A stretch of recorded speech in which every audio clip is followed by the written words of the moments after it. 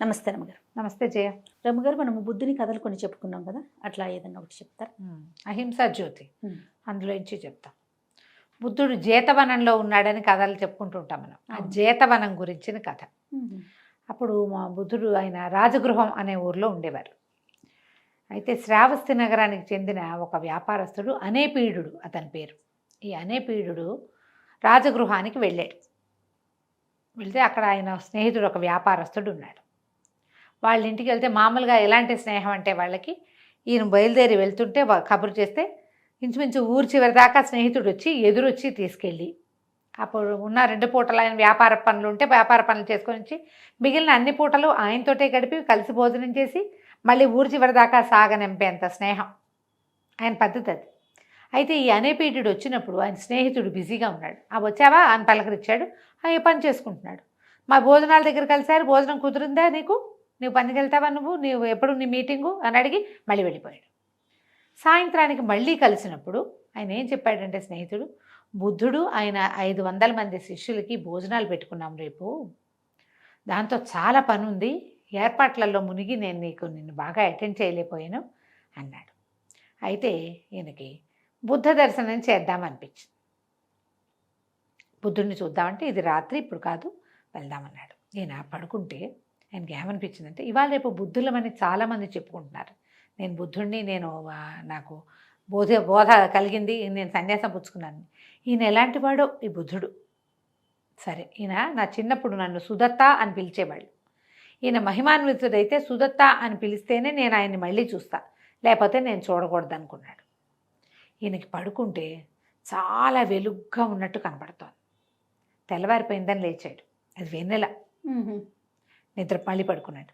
మళ్ళా వెలుగు వచ్చింది. అంటే ఆ బుద్ధుణ్ణి కలవాలన్న ఒక ఆతృత లోపల ఉండి ఆయనకి వెలుగున్నట్టే కనపడుతోంది.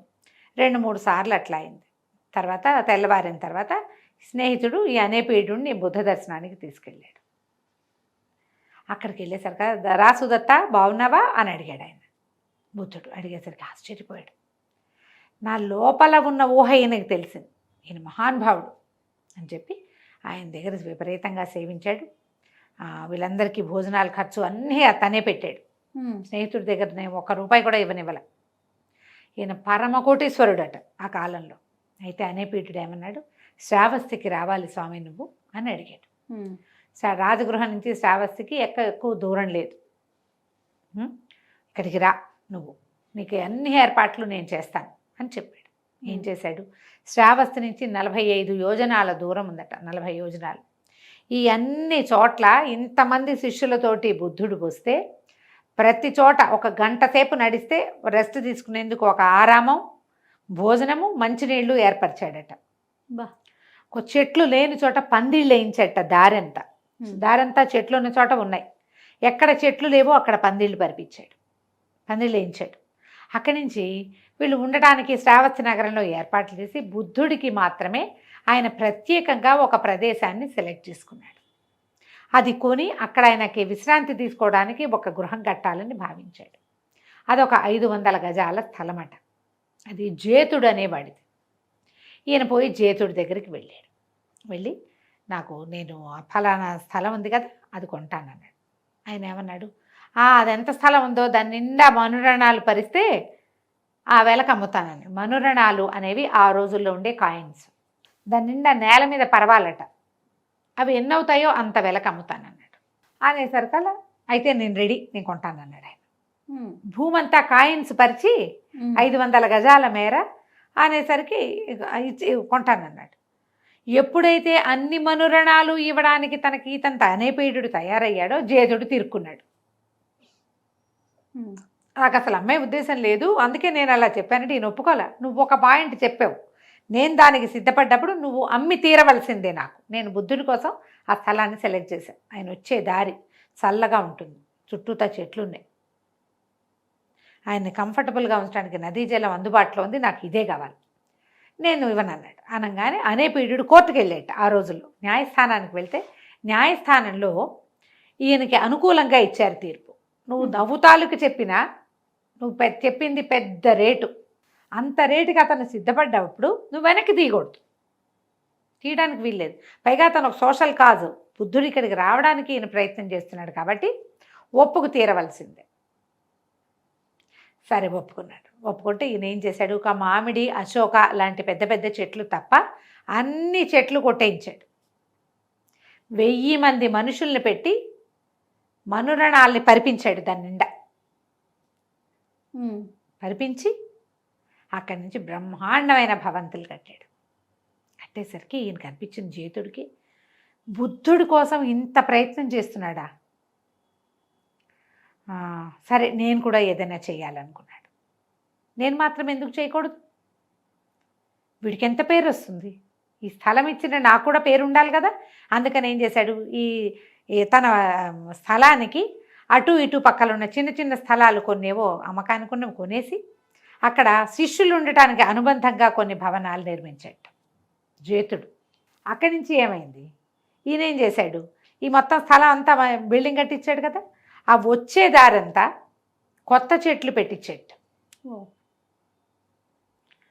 ఈ మనురణాలకి మళ్ళీ భవనం నిర్మించటానికి కొన్ని కోట్ల రూపాయలు ఖర్చు అయినాయి. ఎన్ని కోట్లు, అతనికి కూడా 7 కోట్లు ఇచ్చారు. స్థలం ఎంత, 500 గజాలు. బుద్ధుడు ఆ దారిన నడిచొస్తే, ఆయన నడిచి వచ్చి దీంట్లోకి ప్రవేశిస్తే జేతుడి పేరు మీద అది జేతవనం అయింది. ఎందుకైందంటే జేతుడు ఏం చేశాడట, ఈ పక్కన స్థలాలన్నీ బయట చేసి కట్టాడా. ఎప్పుడైతే బుద్ధుడు వచ్చి తన స్థలంలోకి అడుగు పెడుతున్నాడో తను తీసుకున్న 7 కోట్లు తిరిగి ఇచ్చేసాడు. తిరిగి ఇచ్చేసి అది ఈయన తాలూకు దీనికి అంటే ఈ ఆరామానికి ఇచ్చేసాడు డబ్బు. ఇచ్చేస్తే ఇట్లాంటి త్యాగానికి పూనుకున్న అనేపీడుడి కంటే కూడా జేతుడి పేరు మీదే ఆ ప్లేస్కి జేతవనం పేరు వచ్చింది. అది ఒక్క ఆరామంగా కాకుండా చుట్టుపక్కల ఎన్నో భవనాలు, ఎంతమంది వచ్చినా అక్కడ ఉండొచ్చు. ఓకే. శ్రావస్తి నగరానికి దగ్గరట. ఇదిట పూర్తిగా ఊళ్ళోకి వెళ్ళిపోక్కర్లా, నగరానికి మొదట్లో ఉంటుందన్నమాట. అది ఆ తర్వాత ఎంతమంది ఆ ఆరామంలో ఉండేవాళ్ళు, సంవత్సరానికి 4 నెలలు తప్పకుండా జేతవనంలో ఉండేవాడట బుద్ధుడు. తర్వాత అనేపీడు బుద్ధుడి అనుయాయి అయ్యాడు, జేతుడు కూడా అయిపోయాడు. తర్వాత కాలంలో తన ఆస్తి అంతా ఆరామానికి ఇచ్చేసాడట అతను. ఈ అహింసా జ్యోతిలో ఇలాంటి ఎన్ని గాథలు ఉంటాయో. అప్పుడు ఆ కాలంలో బుద్ధుడు ఒక్క స్పీచ్ తోటి తన వశం చేసుకునేవాడు ఆయన మనుషుల్ని. క్రమంగా బుద్ధిజంలో రకరకాలు వచ్చి మనుషులు పెరిగి ఏవేవో అయినాయి, కానీ తొలి కాలపు బుద్ధుడి నాటి స్పీచ్ ఒక స్పీచే అంతే. ఒక్కసారి వింటే చాలు ఆయనకు లొంగిపోయేవారు. ఆయన అట్లా దైవత్వాన్ని ఎట్లా పొందాడు, ఈ బుద్ధత్వాన్ని ఎట్లా పొందాడు అనేది కూడా అహింసా జ్యోతిలో చాలా వివరంగా చెప్తారు. సరే, ఆ కథలన్నీ చెప్పకుండా ఇట్లా మధ్య నుంచి ఒక్కొక్కటి మనం ధర్మపథం కథలు అవి చెప్పుకుంటాం కదా, అందుకని ఇది కూడా అహింసా జ్యోతి నుంచి కొన్ని కథలు చెప్పాలని అనిపించింది. చాలా చాలా బాగుంది రమ్య గారు. నమస్తే. నమస్తే జయ.